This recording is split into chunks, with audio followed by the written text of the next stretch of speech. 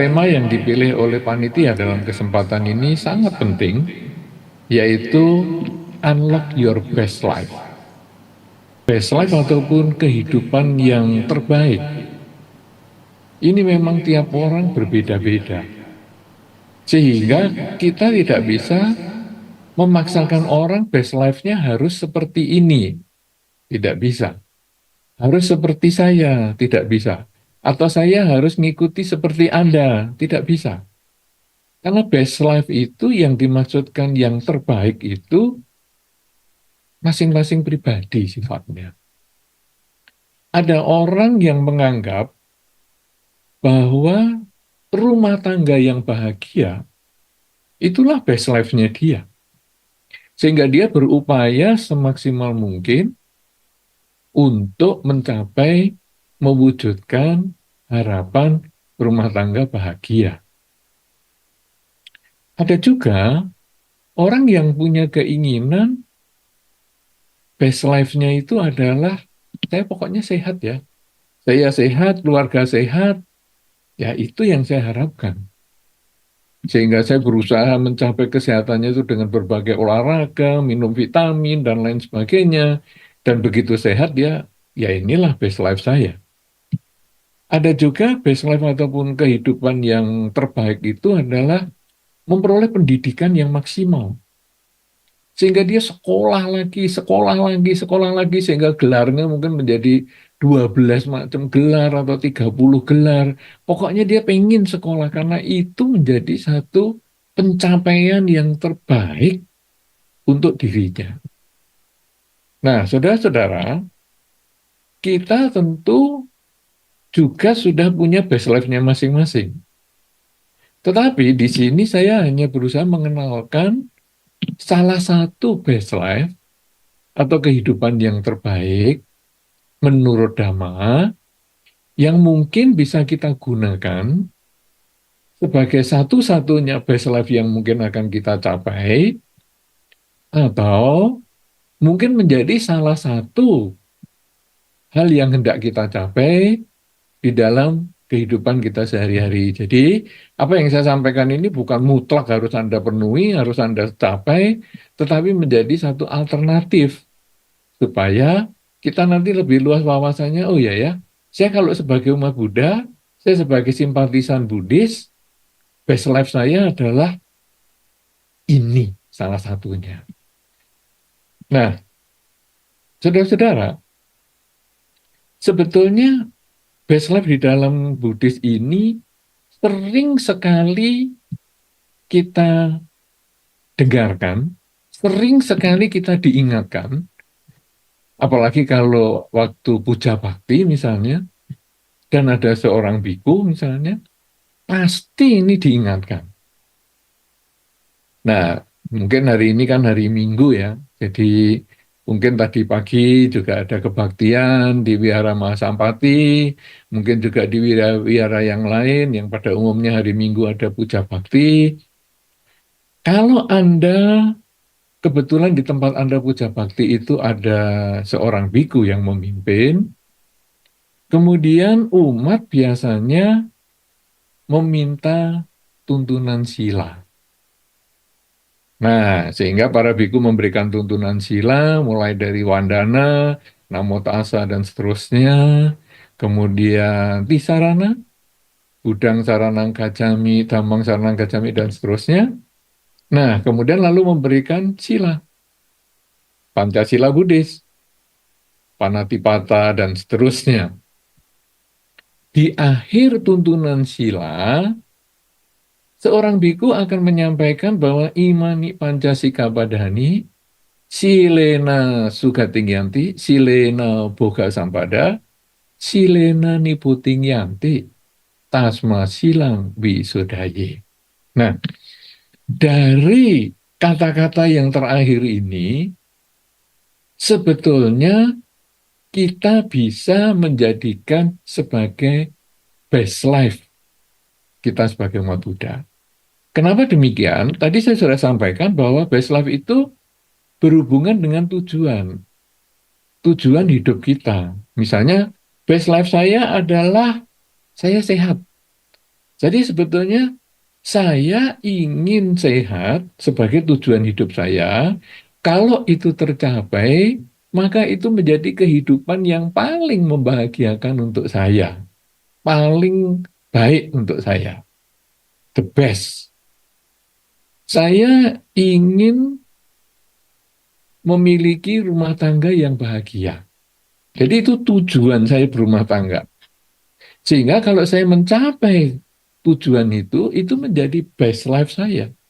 Saya ingin memperoleh pendidikan yang maksimal yang ada di dunia ini. Sehingga saya belajar di sini, saya belajar di sana, sampai mungkin gelar saya 12 atau 15 atau sampai 30 misalnya, itu best life saya. Jadi, di dalam best life itu, sebetulnya adalah pencapaian tujuan hidup. Jadi yang kita katakan hidup menjadi terbaik atau best, the bestnya itu adalah kalau kita mencapai tujuan yang sudah kita tentukan. Karena itu tiap orang memiliki tujuan yang berbeda. Bahkan satu keluarga yang punya mungkin 5 anggota keluarga, ada ayah, ada ibu, kemudian ada anak, misalnya 3 orang misalnya anaknya, masing-masing mempunyai tujuan hidupnya sendiri. Sehingga ayah tidak bisa memaksakan kehendak best life-nya ibu adalah seperti ini, best life-nya anak pertama seperti ini, yang kedua gini, yang ketiga gini, tidak bisa. Masing-masing memiliki tujuan hidupnya sendiri, dan ketika tujuan hidup itu tercapai, maka masing-masing mencapai best life-nya. Ada kemungkinan tujuan hidup ini bisa bersama. Ya, misalnya tadi saya kepingin sehat, ayah pengen sehat, ibu pengen sehat, anak-anak pengen sehat. Nah, mungkin ada tujuan hidup yang sama, sehingga pencapaian best life-nya bisa sama. Tetapi tidak tertutup kemungkinan juga bahwa kita punya tujuan hidup yang berbeda. Karena itu, tadi saya sampaikan, tujuan hidup kita di dalam umat Buddha ataupun para simpatisan Buddhis ini, saya menyampaikan alternatif. Sehingga kalau kita cocok, kita ambil, mungkin menjadi milik kita bersama, best life-nya itu. Tapi kalau kita merasa, ya saya sebagian aja lah, oh ya enggak apa-apa. Karena saya mungkin punya tujuan hidup yang lain, yang mungkin mau saya capai lebih lebih cepat daripada yang disampaikan di dalam kesempatan ini. Oh ya enggak apa-apa juga. Atau bahkan, sudahlah nanti saya tunda aja. 10 tahun lagi mungkin saya pikirkan tujuan hidup yang saya sampaikan di kesempatan ini. Tidak problem juga, karena ini hanya alternatif. Nah, alternatif tadi disampaikan secara tradisi Buddhis adalah pada waktu kita meminta tuntunan sila. Yang intinya adalah dengan merawat sila, silena boga sampada. Dengan merawat sila, saya memperoleh kesejahteraan. Ya. Dengan merawat sila, dengan silena sugating yanti. Dengan merawat sila, saya memperoleh kelahiran di alam bahagia. Silena nibuting yanti. Dengan merawat sila, saya punya kesempatan untuk menghilangkan kekotoran batin atau menyelesaikan kelahiran kembali. Nah, saudara-saudara, sekarang kita lalu melihat rumusan yang pertama tadi, yaitu Silena Sugating Yanti. Dengan merawat sila, kita terkondisi lahir di alam bahagia atau di alam surga. Wow, saya masih hidup, umur saya masih muda. Kenapa ya? Kok tujuan hidup saya ini malah tentang kematian? Karena alam surga ini kan tentang kematian. Jadi kita bukan berbicara surga dunia ya, tapi kita berbicara tentang kehidupan atau alam surga setelah kematian. Ini kok menjadi tujuan yang pertama. Kenapa kok rumusan pertama adalah Sugating Yanti, yang kedua baru Boga Sampada. Ini apa nggak kebalik? Kan harusnya tujuan yang pertama itu kan kehidupan, kemakmuran, kesuksesan di kehidupan ini. Kenapa sekarang malah justru kelahiran di alam surga? Saudara-saudara, tentu kita lalu ingat bahwa di dalam Dhamma itu hukumnya adalah sebab dan akibat. Apa yang saya tanam, itulah yang saya akan petik buahnya. Jadi, kalau saya ingin terlahir di alam surga, Silena Sugating Yanti, dengan merawat sila saya terlahir di alam bahagia, maka berarti di kehidupan ini syaratnya saya harus merawat sila. Saya harus melakukan latihan pengendalian diri. Sila di dalam Dhamma disebut adalah Pancasila Buddhis, itu yang paling sederhana, yaitu tidak membunuh, tidak mencuri, tidak berzina, tidak bohong, dan tidak mabuk-mabukan. Dengan merawat kelima sila ini, saya terlahir di alam bahagia. Artinya, kita harus melakukan di kehidupan ini. Dan di kehidupan ini, di dalam Anguttara Nikaya disampaikan ada beberapa tujuan hidup yang kita bisa capai.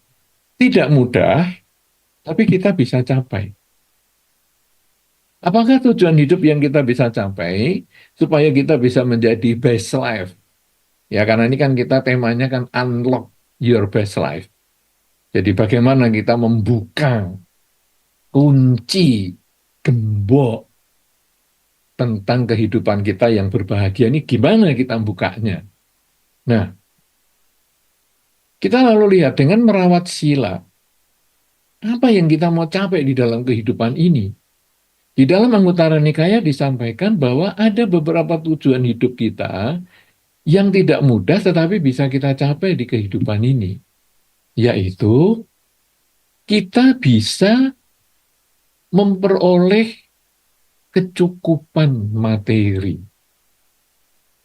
Tentu saja karena dengan merawat sila yang kita utamakan, kecukupan materi ini kita dapatkan dengan pelaksanaan kemoralan. Tidak melanggar sila. Bukan dengan mencuri, bukan dengan jual narkoba, bukan dengan menipu, dengan misalnya merampok, tetapi dengan melaksanakan sila, kita berusaha bekerja dengan baik, sehingga kita bisa memperoleh kecukupan materi. Memang tidak mudah, tadi sudah saya sampaikan, tidak mudah, tetapi bisa. Buktinya tidak mudah apa? Kita kadang-kadang kalau melihat di lingkungan kita ya, kita kemudian merenung, enak ya si A dan si B itu. Jadi koruptor, wah menyenangkan. Bisa korupsi sekian triliun, hukumannya tidak berat. Wow, kalau sekarang misalnya saya simpen sekian triliun ini di satu tempat yang tidak mudah ditemukan, kemudian saya ditahan sampai sekian lama, dengan beberapa uang ini nanti saya bisa melancarkan segalanya dan akhirnya saya keluar dari tahanan, saya masih punya sekian triliun. Mungkin sekian triliun, sekian puluh triliun, sekian ratus triliun, atau lebih banyak dari itu, enak. Nah, kadang-kadang kita lalu merenung, wah enak tuh, melanggar sila, kaya raya. Saya yang jalani sila, merawat sila dengan baik, silena tadi, merawat sila, kok hidup saya malah menderita. Nah, memang tidak mudah, tetapi Disebut kecukupan ekonomi ini adalah cukup menurut kita. Jadi kalau tadi ada Romo Burhan berbicara tentang tolok ukur itu tadi ya, itu kecukupan ekonomi itu tolok ukurnya adalah setiap orang berbeda. Ada orang yang merasa 1 minggu punya 5.000 rupiah sudah cukup. Tapi ada orang merasa 1 minggu 5 juta saja kurang. 50 juta juga kurang. Nah, jadi tiap orang berbeda. Kadang-kadang kita sendiri bisa merasakan ya. Kalau kita renungkan baik-baik di kehidupan kita sehari-hari, saya misalnya punya uang tinggal 100.000. Kemudian untuk hidup 1 minggu ini. Itu nanti uang 100.000 itu ya bisa cukup loh untuk seminggu ini.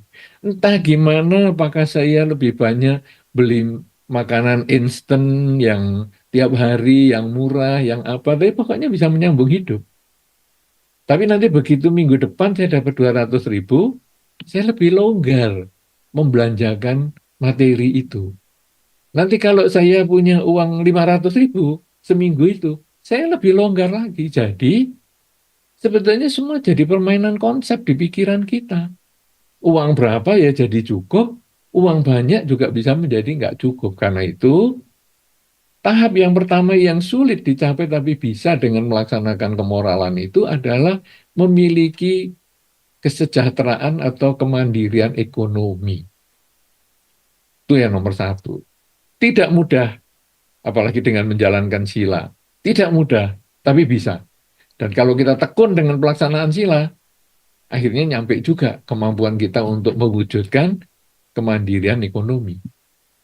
Yang kedua, dengan melaksanakan sila, merawat sila, kalau istilahnya di dalam Dhamma, dengan merawat sila atau melaksanakan sila, kita memiliki kedudukan sosial yang mantap. Jadi, kedudukan sosial itu apa? Misalnya, salah satunya tadi Romo Burhan, sebagai Romo, sebagai Pandita di Wihara Mahasampati. Itu adalah termasuk kedudukan sosial. Kemudian mungkin ada para upasaka, upasika. Itu juga termasuk kedudukan sosial. Atau ayah dan ibu. Ia juga termasuk kedudukan sosial. Di dalam keluarga dia sebagai ayah, sebagai ibu, sebagai anak. Itu adalah kedudukan sosial. Nah, dengan kita merawat sila, dengan melaksanakan sila, kita memiliki kesempatan untuk memperoleh kedudukan sosial yang lebih baik. Jadi misalnya seperti tadi kita berbicara tentang Romo Burhan yang sebagai pembawa acara sekaligus moderator acara ini. Kita bisa mempercayai Romo Burhan sebagai moderator, sebagai pembawa acara di dalam acara ini. Karena beliau memiliki pelaksanaan kemoralan yang baik. Beliau merawat sila sehingga beliau mempunyai kedudukan sosial yang baik. Nah, jadi setiap orang pada diri kita, lingkungan kita, tentu kita punya kedudukan sosial. Yang pertama tadi kemandirian ekonomi, yang kedua punya kedudukan sosial, yang ketiga dengan melaksanakan sila, merawat kemoralan, maka walaupun tidak mudah, kita bisa menjaga diri dengan penuh kehati-hatian agar kita punya kesehatannya bagus, umurnya kalau bisa juga lebih panjang. Sehingga mungkin kita punya keluarga, bisa menemani anak-anak lebih lama, bisa menemani cucu lebih lama. Jadi kita menjaga kesehatan dengan baik.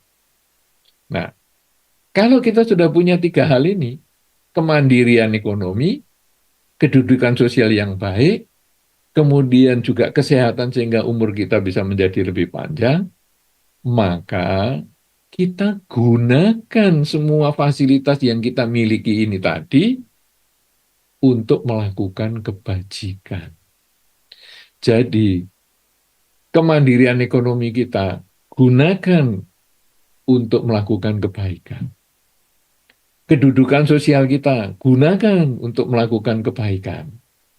Dan kesehatan, umur mau panjang atau pendek terserah, pokoknya kalau kita bisa menjaga kesehatan dengan baik, karena di dalam Dhamma disampaikan bahwa kita mau hidup sehari, tapi kalau kita melaksanakan Dhamma itu jauh lebih baik daripada yang hidup 1000 tahun misalnya. Nah, jadi kita walaupun usia misalnya sebentar, tapi kita menjaga kelakuan kita dengan baik, memanfaatkan kedudukan sosial kita dan ekonomi kita, maka kita punya potensi. Nah, ini yang keempat tujuan tadi di dalam Anguttara Nikaya. Yang keempat adalah kita punya potensi lahir di alam bahagia. Silena sugating yanti. Jadi sekarang kita tahu bahwa dengan empat tujuan manusia yang tidak mudah kita capai di dalam kehidupan sehari-hari, tapi bisa, kita sudah memenuhi dua hal, yaitu silena sugating yanti dan silena boga sampada. Yaitu silena sugating yanti apa? Kita bisa terlahir di alam surga setelah kehidupan ini.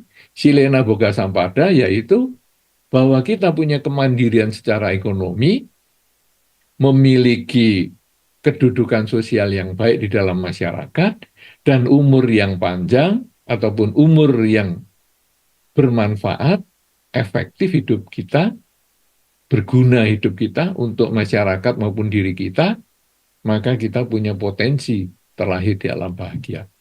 Silena sugating yanti, silena boga sampada.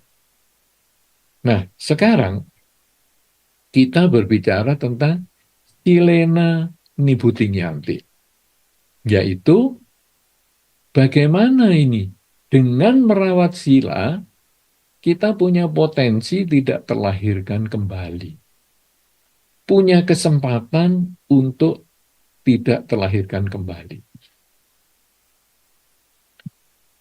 Saudara-saudara, di dalam kehidupan kita sehari-hari ini, kita tadi sudah disampaikan oleh Romo Burhan, sudah mendengar apa yang disampaikan Romo Burhan, bahwa kadang pengalaman-pengalaman hidup kita yang sulit terutama, kadang membuat kita takut menghadapi masa depan.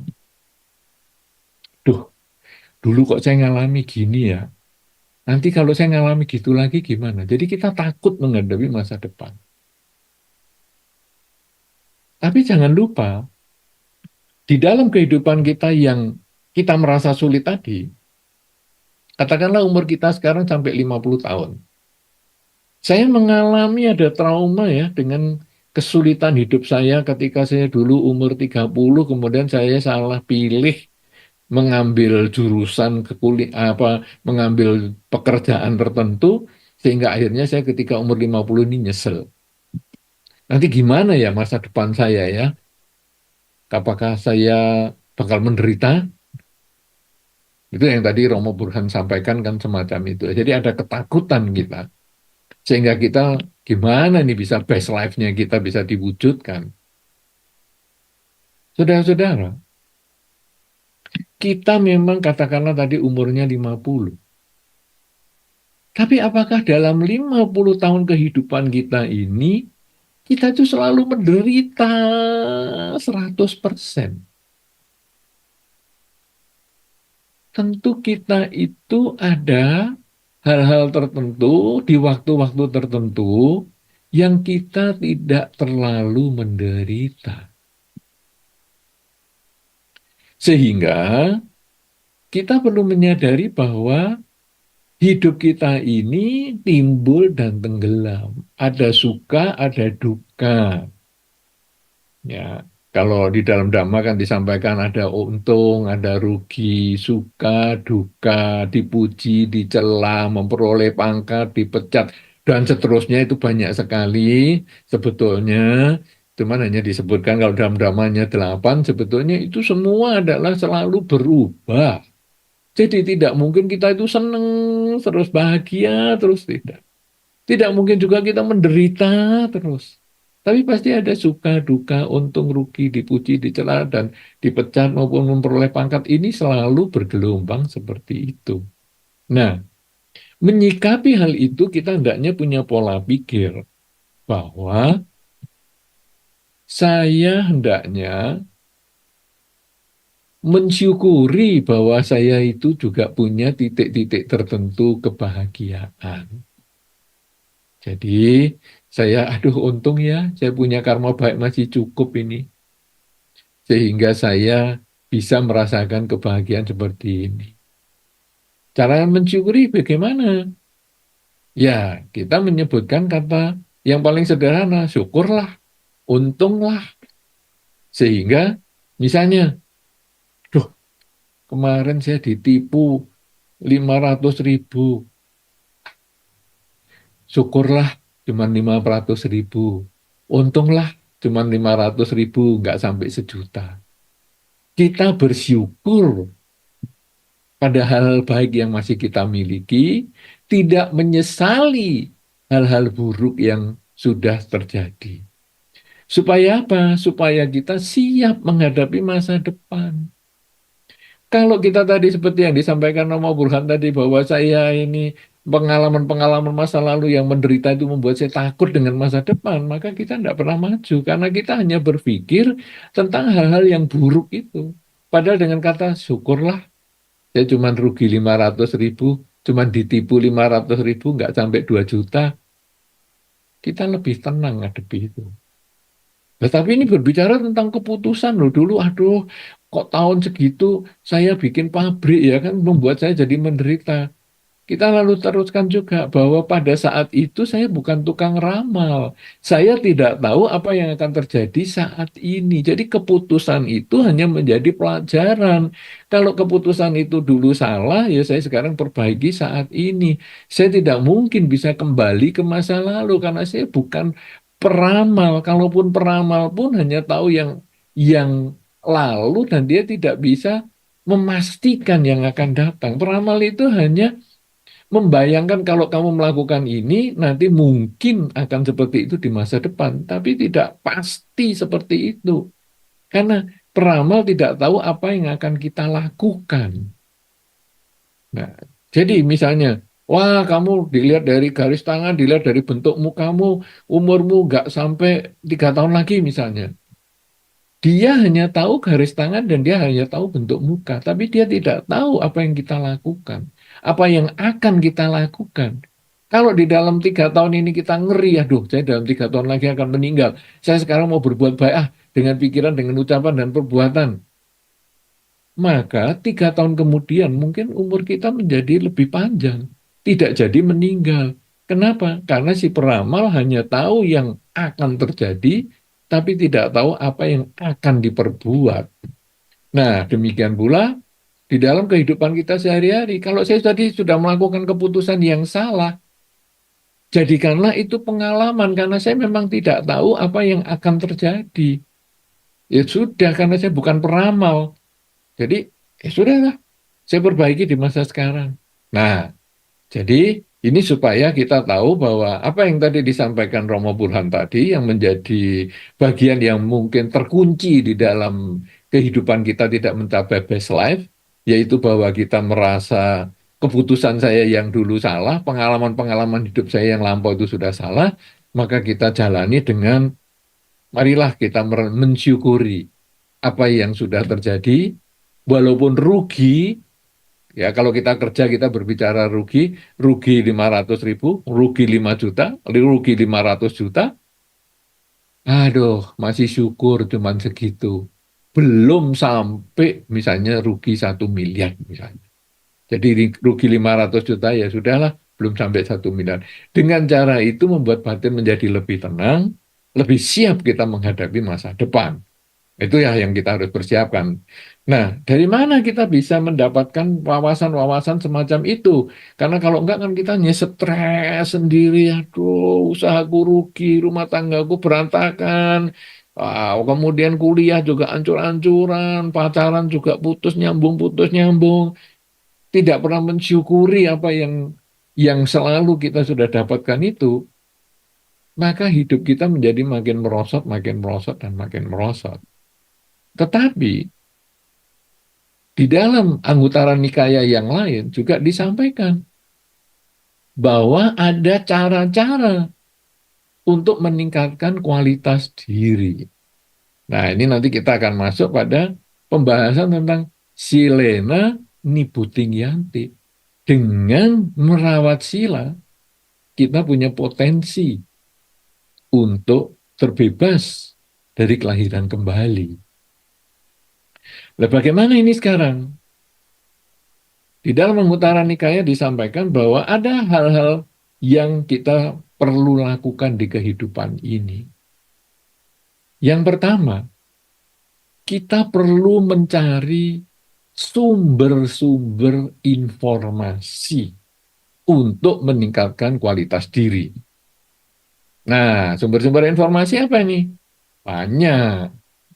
Kalau yang paling umum, yang ada di gadget kita, HP kita, yaitu media sosial.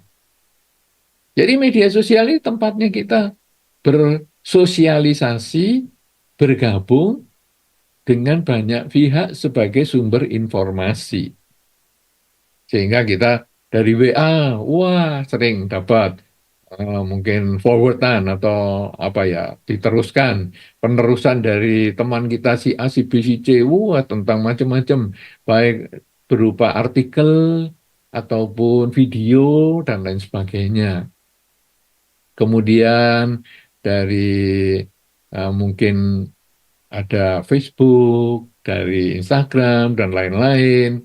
Kemudian juga kita membaca buku, bagi Anda yang suka membaca.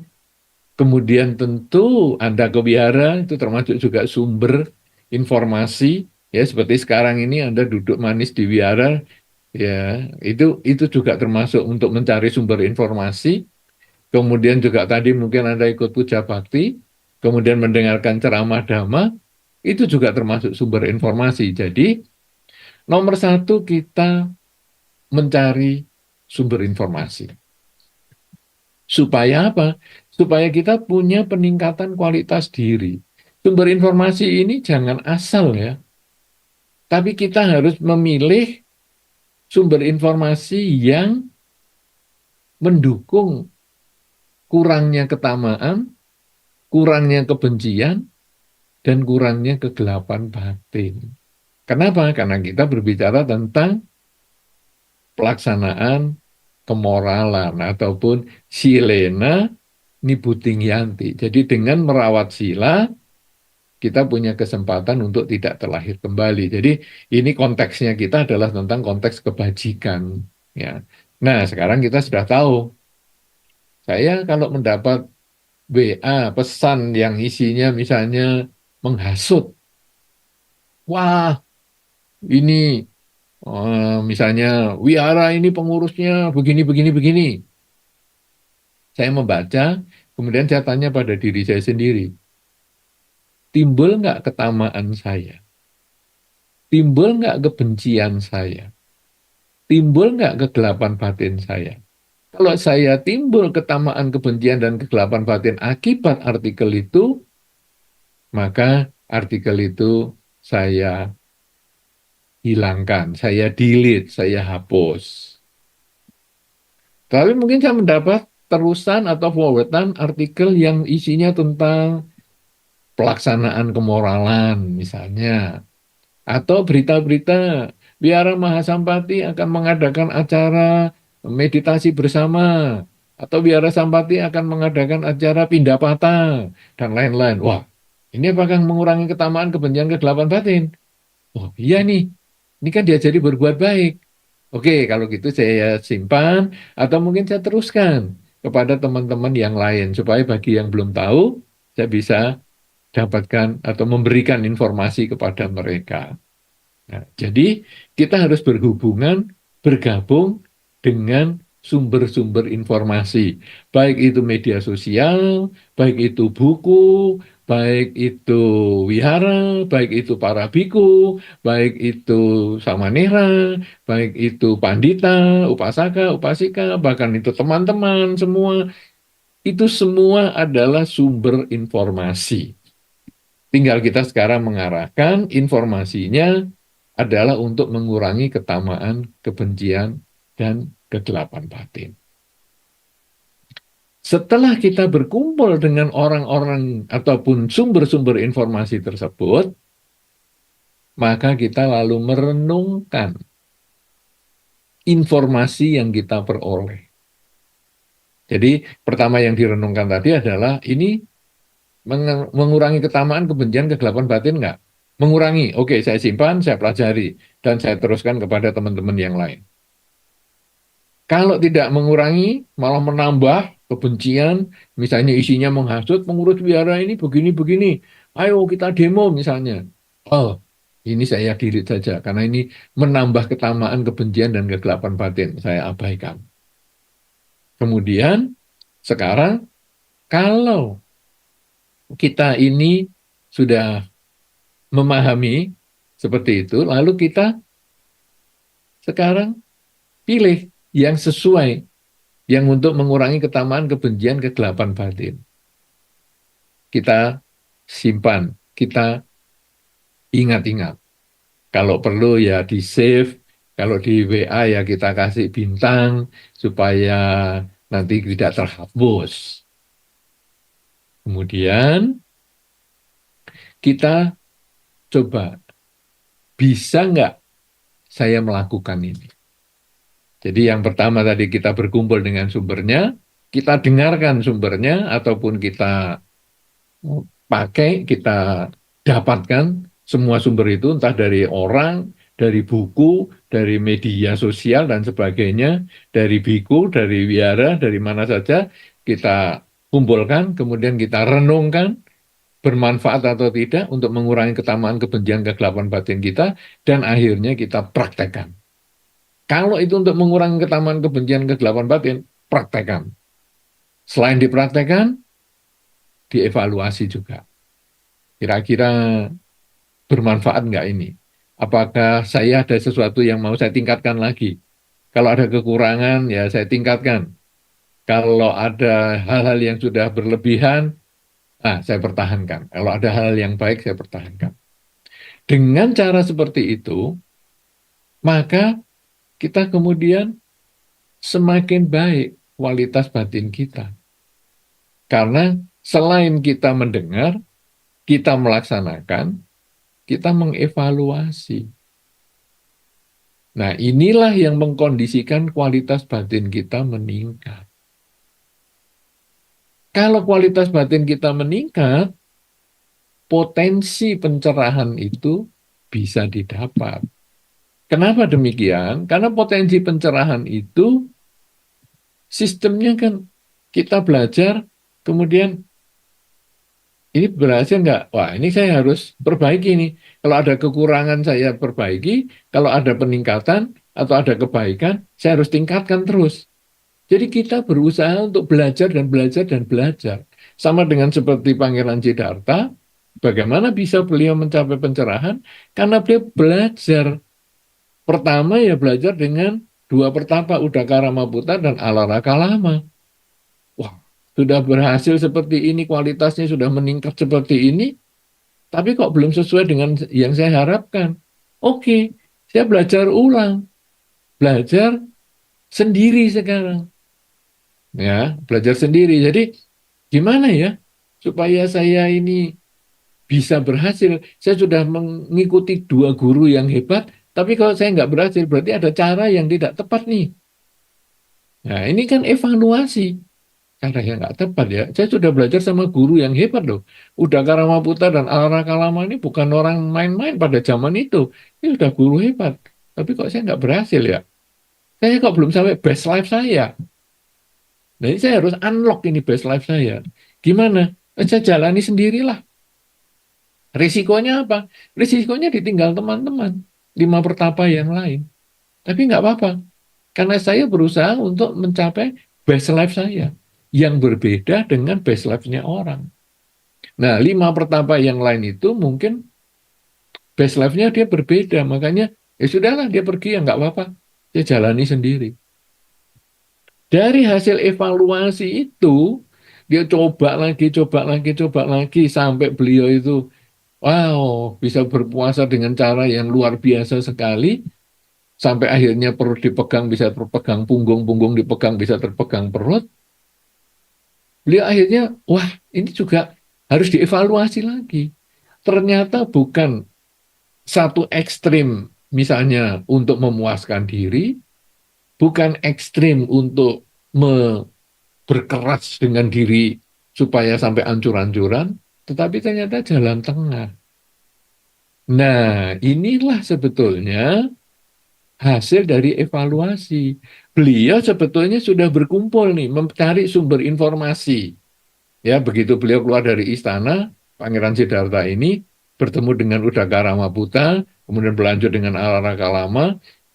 Sebetulnya beliau berkumpul dengan sumber informasi. Seperti yang disampaikan di anggota Nikaya tadi. Yang pertama tadi kan adalah mencari informasi. Kalau nanti Anda di zaman sekarang ya dengan media sosial dan lain sebagainya. Kemudian mendengarkan dari sumber informasi itu. Nah, beliau belajar di satu guru ini, habis-habisan belajar di situ. Praktekkan. Ah, belum berhasil, lanjut ke guru yang kedua. Berkumpul lagi, mendengar lagi, praktekkan lagi, belum berhasil lagi. Berlanjut lagi, sudah nggak pakai guru, sekarang menjadi diri sendiri gurunya. Praktek ini, praktek itu, dievaluasi, lanjut lagi, praktek lagi. Mengembangkan, wah, apa yang harus dikembangkan nih sekarang? Oh, kesadaran setiap saat. Jadi hidup adalah saat ini. Bukan cuma sadar napas masuk dan keluar, tapi sekarang bagaimana kita menyadari apa yang kita pikirkan, ucapkan, dan kita lakukan. Sehingga kita bebas dari ketamaan, kebencian, dan kegelapan batin. Nah, itu yang akhirnya karena hasil evaluasi bisa ditemukan.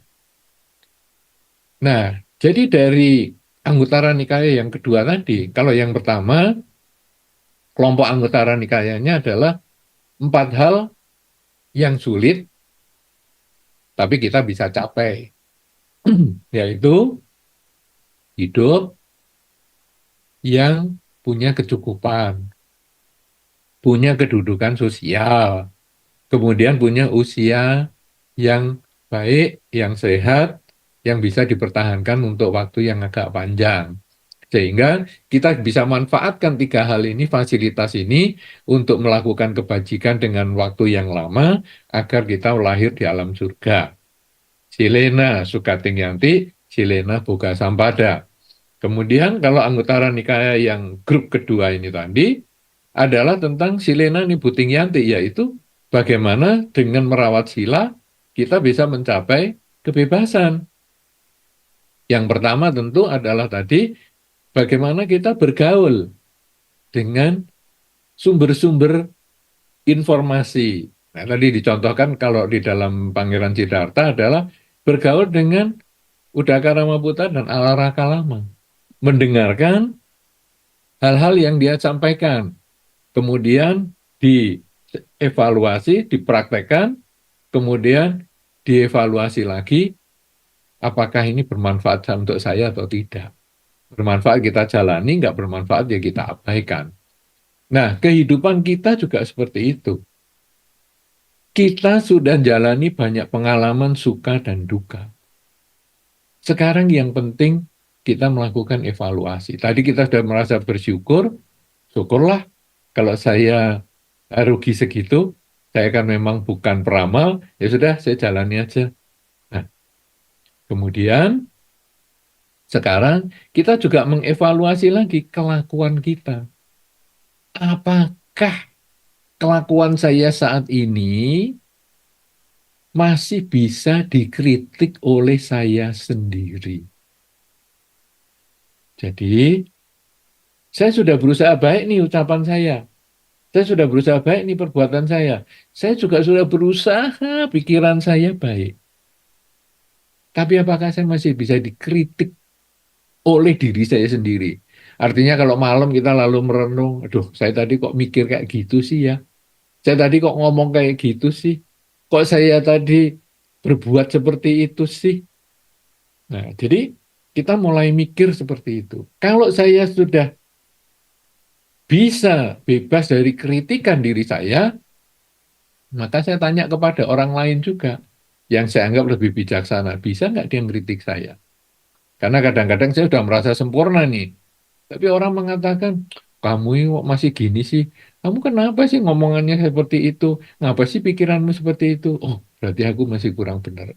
Dengan cara seperti itu aja, membuat kita menjadi lebih baik.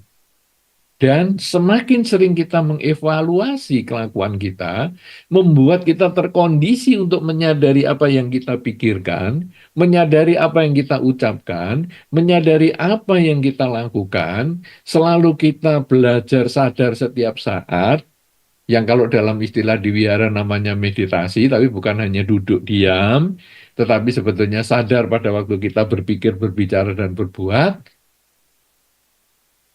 secara bertahap ketamaan, kebencian, dan kegelapan batin kita menjadi berkurang. Kenapa bisa berkurang? Karena ketamaan dan kebencian itu berasal dari kegelapan batin. Kegelapan batin itu adalah kelambatan kita menyadari hidup itu berubah. Jadi kita terlambat. Kita tahu hidup itu berubah, tapi kita terlambat menyadari. Misalnya saja, orang ini kok sekarang merengut sama saya? Biasanya padahal dia tersenyum sama saya. Kita terlambat menyadari bahwa dia kan bisa berubah. Dulu tersenyum sama saya, hari ini mungkin dia sedang stres, jadi nggak tersenyum. Kita terlambat menyadari dan kita emosi. Kamu kok sekarang nggak tersenyum sama saya? Dikiranya hanya kamu yang bisa nggak tersenyum, saya juga bisa. Nah, jadi akhirnya kejahatan dibalas dengan kejahatan.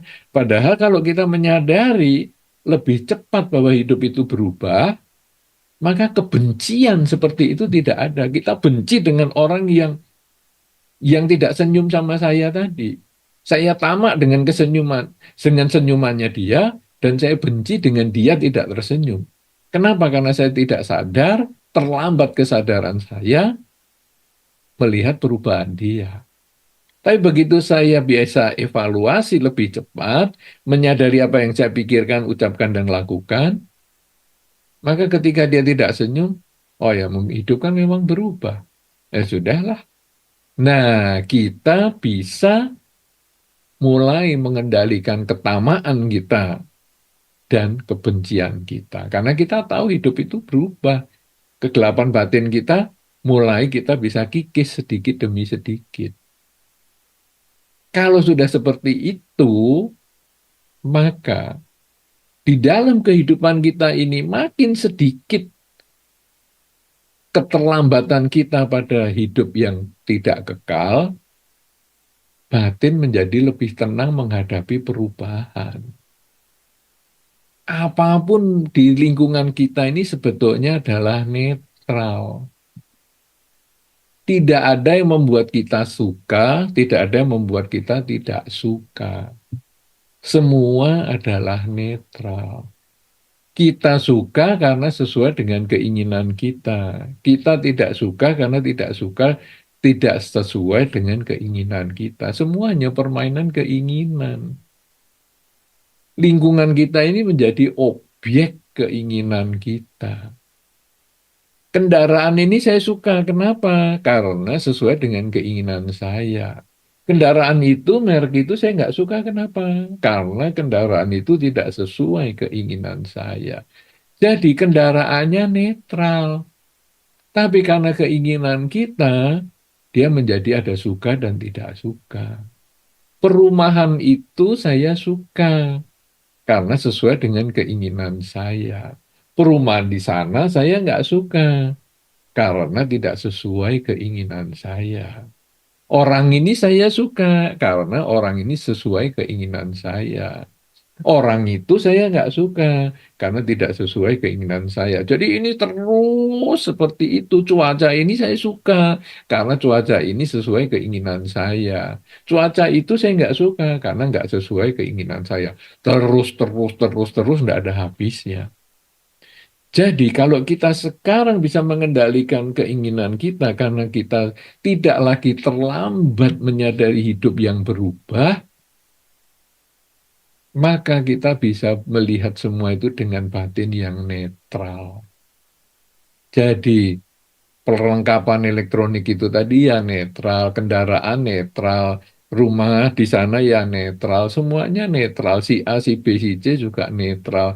Begitu batin selalu tenang seimbang, maka tercapailah silena Nibuting Yanti. Silena Nibuting Yanti atau merawat sila itu bisa mencapai kebebasan dari ketamaan kebencian kegelapan batin, itu ada di kehidupan ini juga. Jadi tidak harus nunggu sampai meninggal. Yang menunggu sampai meninggal itu hanya terlahir di alam bahagia. Silena Sugating Yanti. Tapi Silena Boga Sampada, Silena Nibuting Yanti, itu tidak harus sampai meninggal. Jadi Anda bisa mencapai puncak kehidupan Anda, best life Anda, di dalam kondisi ekonomi yang baik, status sosial yang baik, kemudian juga usia yang baik, itu di kehidupan ini. Anda bisa mencapai pencerahan Silenas Nibutingyanti, itu juga di kehidupan ini juga. Karena itu, unlock your best life. Sebetulnya bahwa di kehidupan ini kita bisa mencapai kebahagiaan sesuai dengan dhamma dan kita punya potensi untuk tidak terlahirkan kembali juga di kehidupan ini. Jangan ditunda sampai kehidupan-kehidupan yang akan datang karena belum tentu kita di kehidupan mendatang terlahir sebagai manusia. Justru di kesempatan sekarang ketika kita terlahir sebagai manusia, ketika kita punya kesempatan mendengar dhamma dan hidup sebagai manusia dan mendengar dhamma, ajaran Sang Buddha, maka di kesempatan kehidupan inilah sangat baik kalau kita meng-unlock our best life. Jadi membuka kehidupan terbaik kita di kehidupan ini. Jangan tunggu sampai kelahiran mendatang, karena inilah kesempatan kita mempraktekkan Dhamma, melaksanakan Dhamma, mengevaluasi pelaksanaan Dhamma, agar kita mencapai kesucian di kehidupan ini juga. Inilah yang menjadi kesempatan bagi kita untuk membahas tema Dhamma Talk Online kita, Unlock Your Best Life, yang mudah-mudahan akan memberikan manfaat, memberikan kebaikan, memberikan kebahagiaan untuk kita semua, dan menambah semangat untuk kita melaksanakan Dhamma di kehidupan sehari-hari, sehingga kita mencapai kebahagiaan di kehidupan ini, di kehidupan yang akan datang, atau justru kita di kehidupan ini mencapai pencerahan sampai tidak terlahirkan kembali.